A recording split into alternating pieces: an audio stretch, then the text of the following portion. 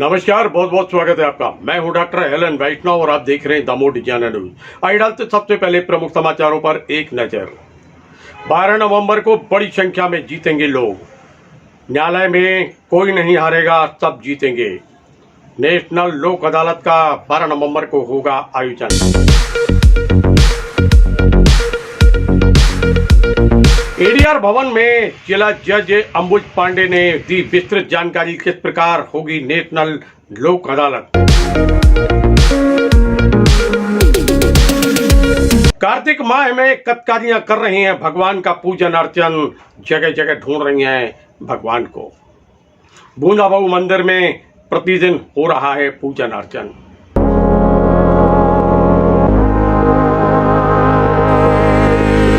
बटियागढ़ में एक छात्रा के पर्स को वापस किया, बस के कंडक्टर ने किया गया स्वागत।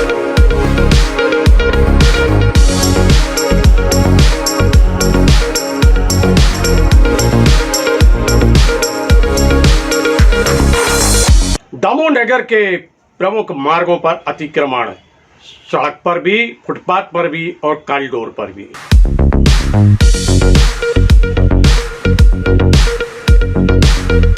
जैन मंदिर में नेत्र शिविर का हुआ आयोजन, बड़ी संख्या में पहुंचे लोग।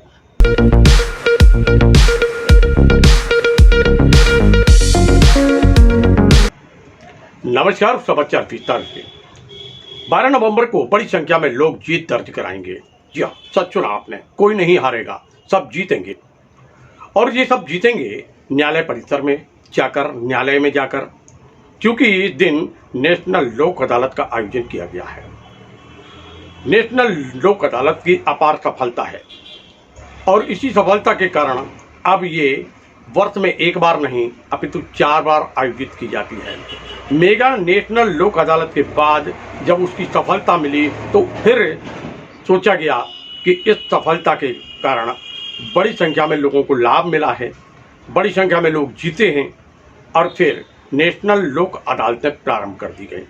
बात कर रहे हैं मध्य प्रदेश के दमोह की।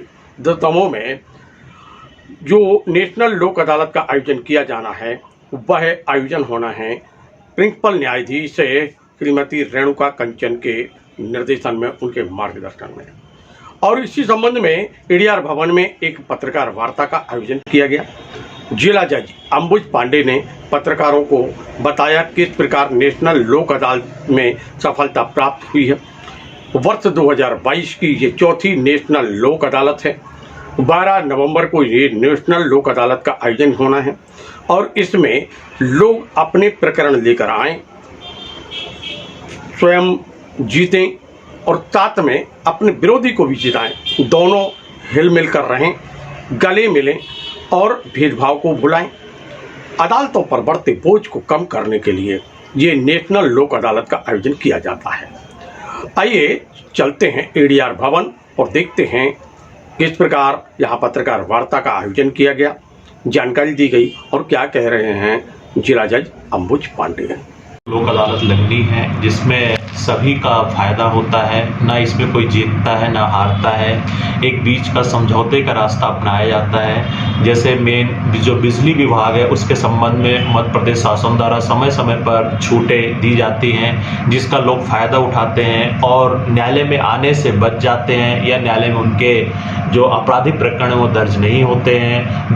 प्री लिटिगेशन के प्रकरण हैं, ऐसे बैंक के प्रकरण हैं, नगर पालिका में भी कई प्रकार की करों से छूट आती है लोक अदालत के संबंध में। तो हमारा नगर वासियों से यही अनुरोध है कि ज़्यादा से ज़्यादा इनका लाभ उठाएं और अपने प्रकरणों को समझौता के द्वारा सॉल्व करें यहाँ आके। और 12 नवंबर में जो लोक अदालत आयोजित होने वाली है वो इस वर्ष की सबसे अंतिम लोक अदालत रहेगी। तो हमारा सबसे नगर वासियों से यही अपील है कि वो ज़्यादा से ज़्यादा इसका लाभ उठाएं और अपने प्रकरणों का निराकरण करें। सनातन धर्म में कार्तिक माह का विशेष महत्व बताया गया है और इसमें कत्कारियां अपने भगवान को ढूंढती हैं। वह घाट घाट पहुंचती हैं, मंदिर मंदिर पहुंचती हैं, पूजन करती हैं, अर्चन करती हैं और व्रत करती हैं। वो अपने भगवान को ढूंढती हैं। मध्य प्रदेश के दमोह जिला मुख्यालय पर स्थानीय बूंदाबाऊ मंदिर में लगातार इस प्रकार के आयोजन चल रहे हैं। प्रतिदिन पूजन अर्चन होता है, कथकालियाँ पूजन करते हैं, अर्चन करते हैं और भगवान को याद करते हैं।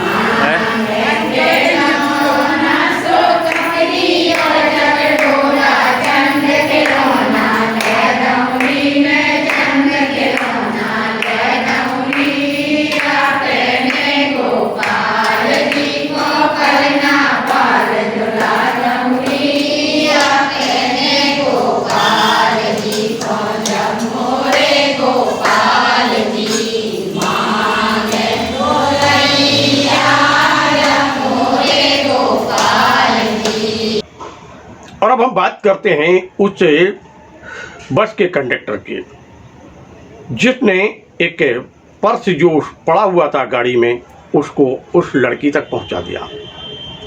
सूचना मिली जैसी उसने देखा और पर्स को वापस किया। वह बालिका प्रसन्न थी और फिर क्या था, स्वागत हुआ, सत्कार हुआ, उसकी ईमानदारी पर उसका सम्मान भी किया गया।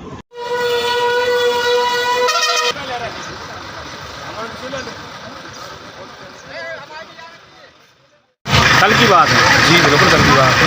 कल भाई एक लड़की का आपकी बस में पर्स रह गया था। जी जी। आपको जरा भी नहीं लगा कि ये पर्स हम रख लें? क्यों रख लें, किसी की अमानत की हम क्यों रख लें? आपने कैसे लौटाया वो पर्स? ये रखा हमारे पास। किस तरीके से? फोन आया हमारे पास, किसी लड़की का पर्स हमने गाड़ी खाली करवाई अभाने में, रोके 4-5 लोग आगे जो बैठे थे उनको वहाँ से उठा के हमने सीट उठा के पर्स देखा तो बीच में डाला था। हमने पर्स उठाया, हमने पर्स में देखा तो कुछ आइटम उसमें ATM वगैरह कार्ड ये सब थे। ठीक है, वहाँ से वो बात करते जा रहे हैं, हमसे पूछते जा रहे हैं इसमें कितने पैसे। हमने बताया उसमें 120 रुपये हैं। फिर उसके बाद उनका जवाब आया मेरे 1700 रुपये और रखे हैं। तो हमने फिर देखा जी चैन खोल के तो उसमें 1700 रुपये और रखे थे। हमने उनको बताया जी रखे हैं, 1700 रुपये उनकी और रखे हैं। बता दिए। क्या नाम है आपका? मोहम्मद तारिक। कौन सी बस पर आप चलती हैं? नमामि देवी, अनामिका।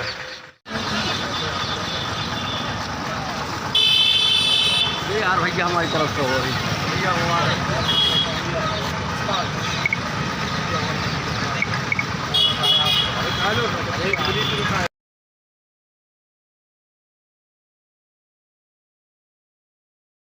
क्या है, कल शाम को 7 बजे मोहल्ले की एक दीपा चक्रवर्ती नाम की एक लड़की का मुझे फ़ोन आया। कहने लगी चाचा मेरा पर्स गिर गया है अनामिका बस में।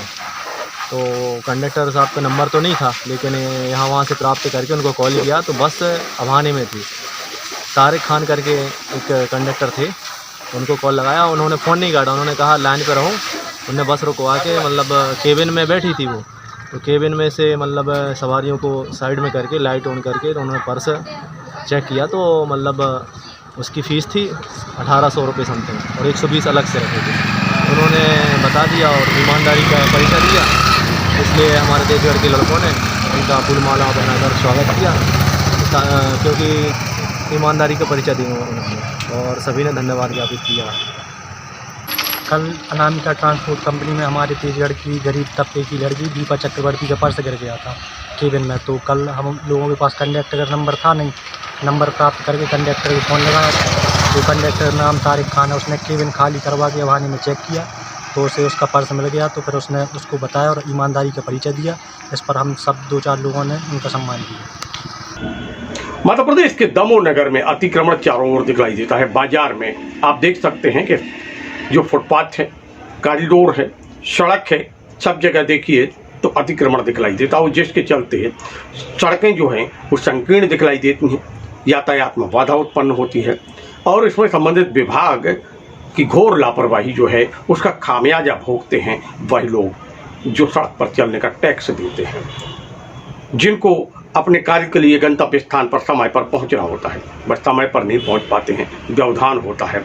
और फिर व्यापारी जो हैं वह व्यापार करते हैं, अतिरिक्त आय कमाते हैं और वह भी अतिक्रमण करके, जिसकी लेकर चर्चा बनी हुई है कि आखिर संबंधित विभाग के आंख पर ये पट्टी आखिर बंधी क्यों है।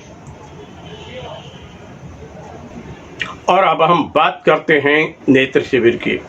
नेत्र शिविर, जैन मंदिर में नेत्र शिविर का आयोजन किया गया।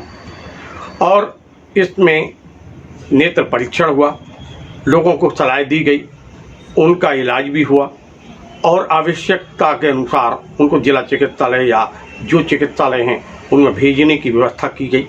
बताया गया कि इस प्रकार आप अपनी आंखों को सुरक्षित रख सकते हैं। उनकी जांच की गई है और फिर सलाह भी दी गई है।